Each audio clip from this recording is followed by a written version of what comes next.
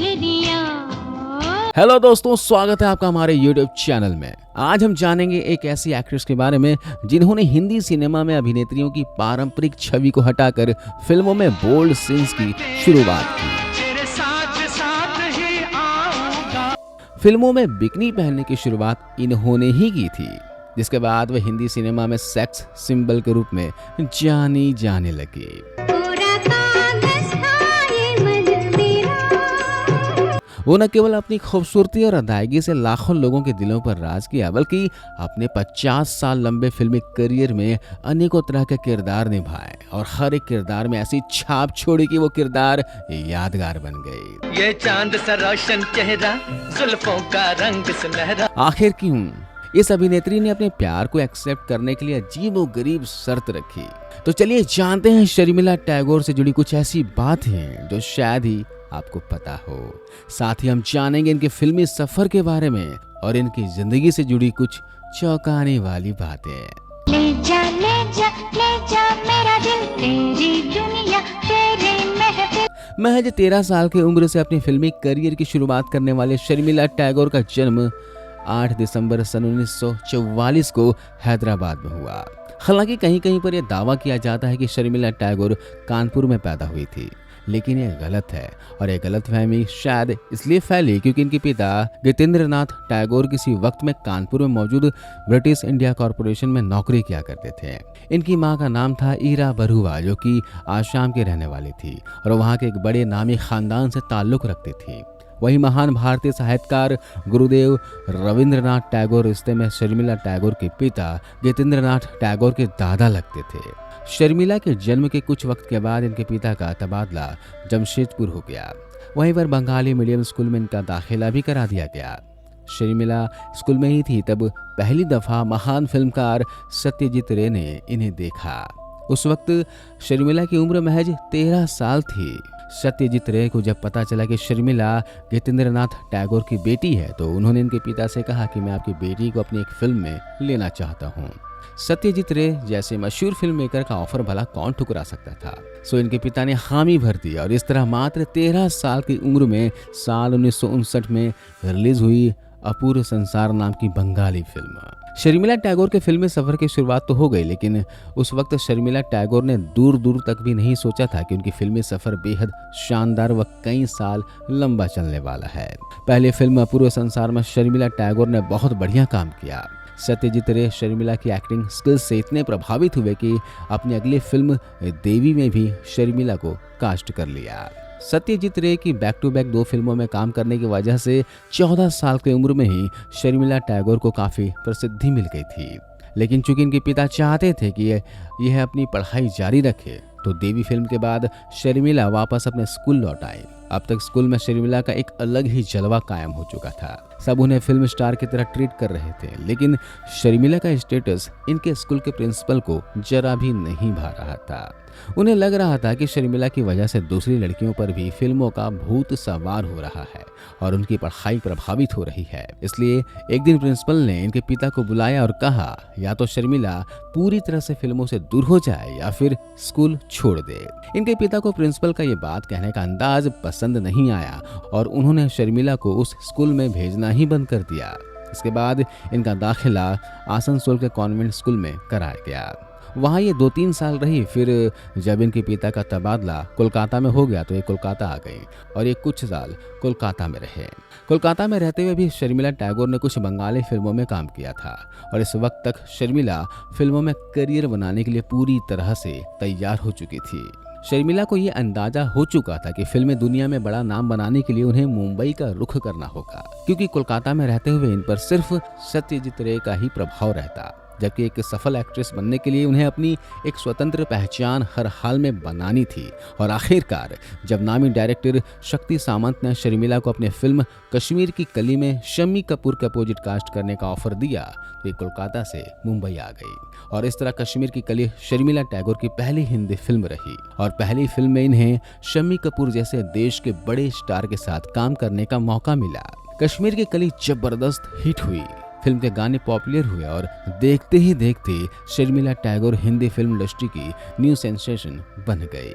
तारीफ करूं क्या उसकी जिसने। शर्मिला की दूसरी हिंदी फिल्म थी यश चोपड़ा की वक्त। इस मल्टी स्टारर फिल्म में भी शर्मिला ने बखूबी अपना काम किया।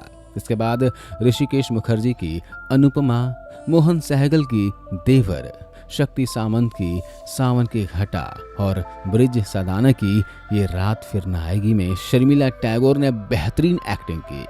फिल्मों में उनकी डिमांड बढ़ने लगी। शर्मिला ने भी फैंस को अपनी फिल्म के जरिए कुछ नया परोसने की सोची। फिर साल 1967 में एक ऐसी फिल्म आई जिसने शर्मिला टैगोर को एक बड़ी कंट्रोवर्सी में डाल दिया, जबकि कईयों ने उस फिल्म को शर्मिला टैगोर का एक बेहद बोल्ड कदम भी बताया।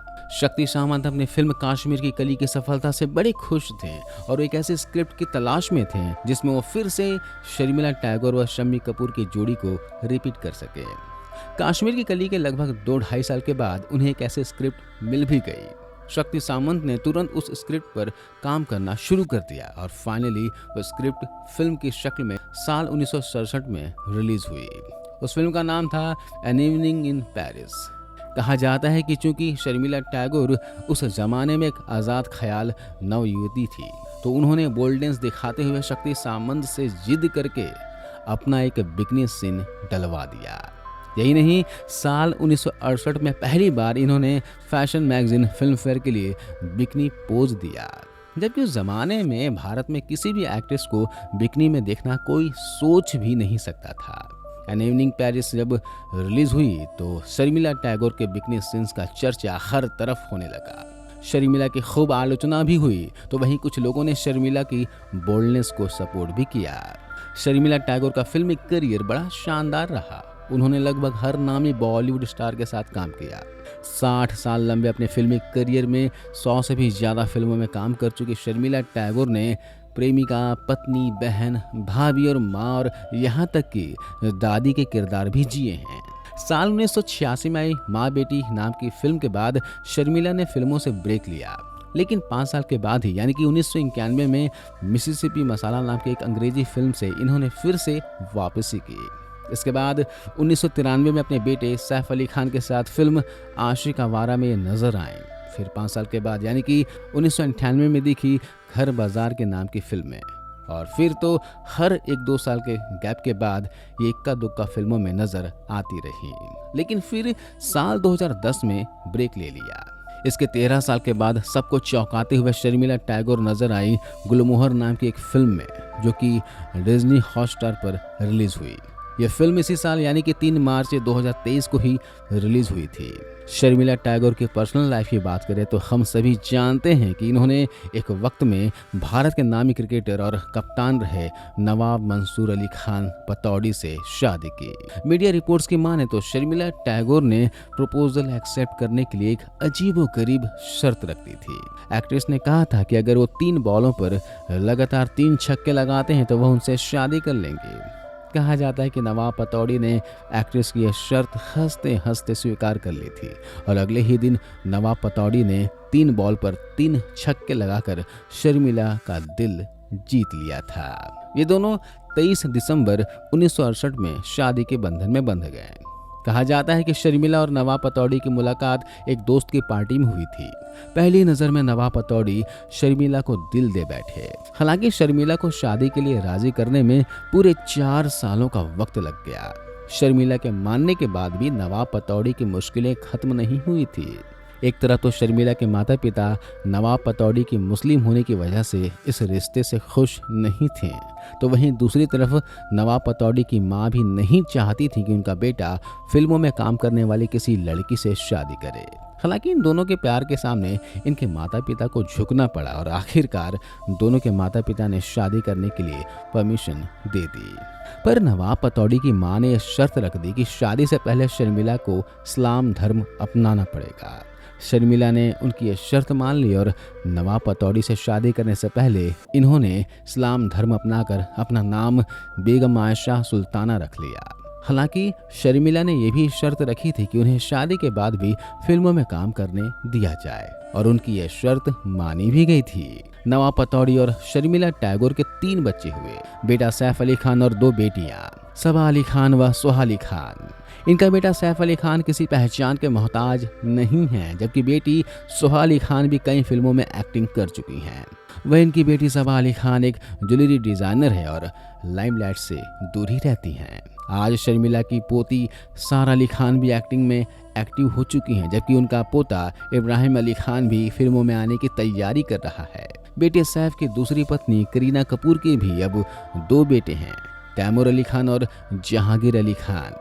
यानी शर्मिला टैगोर अब एक पोती और 3 पोतों की दादी हैं, जबकि इनके दामाद कुणाल खेमू और बेटी सुहा अली खान की भी एक बेटी है। यानी अब शर्मिला नानी भी बन चुकी हैं। शर्मिला टैगोर की उम्र अब 78 साल से अधिक हो चुकी है और इस उम्र में भी वो एक्टिंग करने के मौके नहीं छोड़ती। इससे अंदाज़ा लगाया जा सकता है कि शर्मिला टैगोर को एक्टिंग से कितना लगाव है। इन्होंने अपनी फिल्मी करियर में पद्म भूषण के अलावा अपने फिल्मों के लिए राष्ट्रीय पुरस्कार और फिल्म फेयर अवार्ड जीत चुकी हैं।